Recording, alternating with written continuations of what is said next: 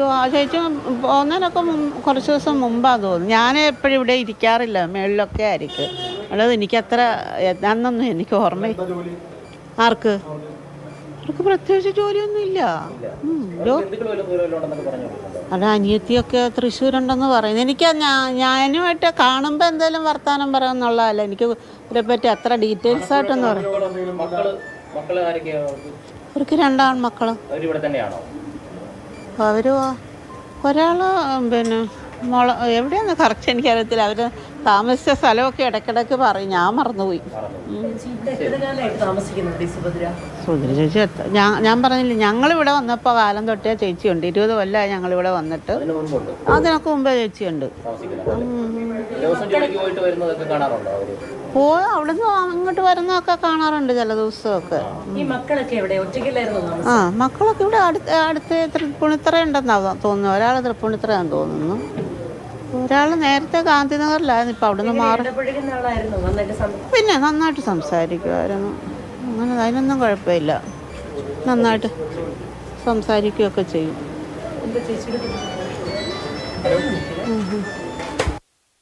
അയൽക്കാരിയുടെ പ്രതികരണമാണ് കണ്ടത്. 20 വർഷമായി അവർ അവിടെ താമസിക്കുന്നു. അതിനു മുൻപേ ഉണ്ട് സുഭദ്ര എന്ന ഇപ്പോൾ കാണാതായ, ഇപ്പോൾ പോലീസ് അന്വേഷിക്കുന്ന സ്ത്രീ എന്നതാണ് അയൽക്കാരിയായ വീട്ടമ്മ വിശദീകരിച്ചത്. 2 ആൺമക്കൾ, 2 പേരും കൊച്ചി പരിസരത്ത് തന്നെ താമസിക്കുന്നത് എന്നതാണ് തനിക്കറിയുന്ന വിവരം എന്നതാണ് പങ്കുവയ്ക്കുന്നത്. അതിനിടയിലാണ് അവരെ കാണാതാകുന്നത്. മകൻ പോലീസിൽ പരാതി നൽകുന്നു. അതിൻ്റെ അടിസ്ഥാനത്തിൽ കൊച്ചിയിൽ അന്വേഷണം തുടങ്ങുന്നു.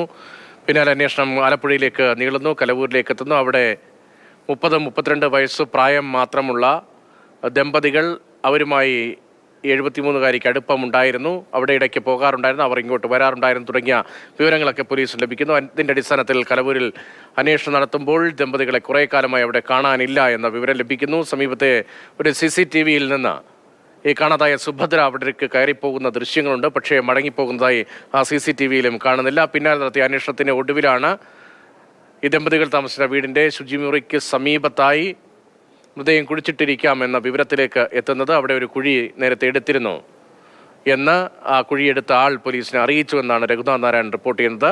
തുടർന്നാണ് അവിടെ ഇപ്പോൾ പരിശോധന നടത്തിക്കൊണ്ടിരിക്കുന്നത്.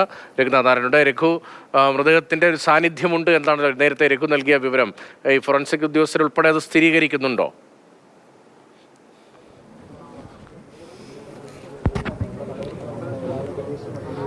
ഉണ്ട് രതീഷ്. കാരണം ഞാൻ ആദ്യം പറഞ്ഞതുപോലെ തന്നെ രൂക്ഷമായ ദുർഗന്ധമാണ് കഴിഞ്ഞ കുറച്ചധികം സമയമായി ഈ സ്ഥലത്തുള്ളത്. കടലിനോട് തൊട്ടടുത്ത പ്രദേശമാണ് എന്ന് മാത്രമല്ല, മഴക്കാലമായതുകൊണ്ട് തന്നെ മൃതദേഹം വേഗത്തിൽ അളിയാനുള്ള സാധ്യതയുണ്ട്. പ്രത്യേകിച്ച് ആ സ്ത്രീയെ കാണാതായിട്ട് 1 മാസം കഴിയുകയും ചെയ്തിരിക്കുന്നു. ചേട്ടൻ ഇവിടെ ഉള്ളതാണോ? ഇവിടെ ഉള്ളതാണോ? അപ്പുറത്തുള്ള. ഇവരെ അറിയാമോ? ഇവിടെ വാടകയ്ക്ക് താമസിച്ചുകൊണ്ടിരുന്നത്? അറിയില്ല. ഈ മാത്യൂസിനെ അറിയില്ല. ഇത്തരത്തിൽ മാധ്യമങ്ങളിലൂടെയൊക്കെ വിവരമറിഞ്ഞ് ധാരാളം ആളുകൾ ഇവിടേക്ക് എത്തിക്കൊണ്ടിരിക്കുന്നുണ്ട്. എന്തായാലും മൃതദേഹം ഇവിടെയുണ്ട്, ഒരു മൃതദേഹം ഇവിടെയുണ്ട്. അത് സുഭദ്രയുടേതാണെന്ന് ഏറെക്കുറെ ഉറപ്പാണ്. ഇതിനുശേഷമാണ് മൃതദേഹം പുറത്തേക്ക് എടുക്കാനുള്ള ജോലികൾ നടത്തിക്കൊണ്ടിരിക്കുന്നത്. ഈ നിലവിൽ ഒരാളെ നമുക്ക് മൃതദേഹം ഒരു ചരിഞ്ഞു കിടക്കുന്ന രീതിയിലാണ് മൃതദേഹം നമുക്ക് ഇവിടെ കാണാൻ വേണ്ടി സാധിക്കുന്നത്. ഇത്തരത്തിൽ പോലീസ്, DYSP അടക്കമുള്ള ഉദ്യോഗസ്ഥർ സ്ഥലത്തുണ്ട്. അല്പസമയത്തിനകം SP എത്തും എന്നുള്ളതാണ് അറിയിച്ചിട്ടുള്ളത്. മൃതദേഹം പുറത്തെടുത്തുകൊണ്ട്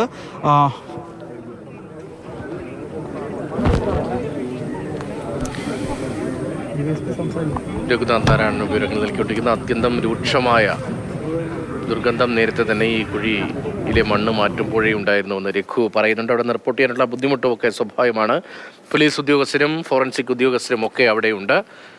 വയോധികയെ കൊന്ന് കുഴിച്ചു മൂടിയതാണ് എന്ന സ്ഥിരീകരണം പോലീസിനുണ്ട്. അതിൻ്റെ അടിസ്ഥാനത്തിലാണ് ഈ പരിശോധന എന്നത് നേരത്തെ രഘു പോലീസിന് നൽകിയ വിവരമാണ്. DYSP ചെറിയ വാക്കുകളിലാണെങ്കിലും കാര്യങ്ങൾ വിശദീകരിക്കുന്നുണ്ടായിരുന്നു. SP കൂടി എത്തിയാൽ കൂടുതൽ കാര്യങ്ങൾ, എങ്ങനെ ഇവർ ഇവിടെ എത്തി, ഇവരുടെ മരണവുമായി ബന്ധപ്പെട്ട് ഇത് ഇവരുടെ മൃതദേഹമാണ് എന്ന് ഉറപ്പിക്കാൻ കഴിയുന്നുണ്ടോ, അത്തരം തെളിവുകൾ ലഭിച്ചിട്ടുണ്ടോ തുടങ്ങിയ വിവരങ്ങളിലൊക്കെ നമുക്ക് കൂടുതൽ വ്യക്തത വരും.